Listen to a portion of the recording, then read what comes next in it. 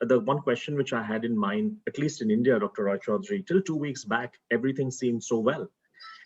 Everybody was talking of at least in layman's discussion, they were talking of how well India is doing. So what do you think happened?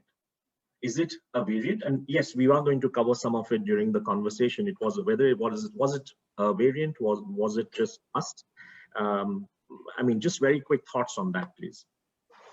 I think simple things, let's keep simple things simple first. First and foremost, I really think that we all really went much easy after so much of, constraints and all that. Everyone had to go out, everyone has to work. And we can't forget that most people can't afford to, travel in a single car. They can't afford to stay home in a lockdown situation for months and months and months. And they have been there. If you look at Maharashtra alone, the local train scenario that most people have to use to travel to work, that you can't really avoid. So I think social distancing, hand washing, and the simple things of wearing a mask.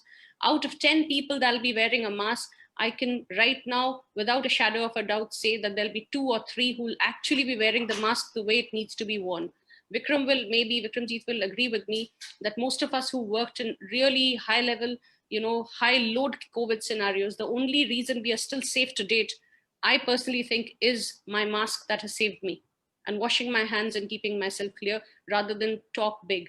About variants, it's right now it's early days of about 7,000 things that have been screened at the moment. What we found is of 200 cases or so that were taken from Maharashtra, 20% of them do show a variant, which is the New York variant, which has increased transmissibility. But just to say that it's just the variants that are doing, at this point of time, at least in India, is too early days to say that. Fair enough. And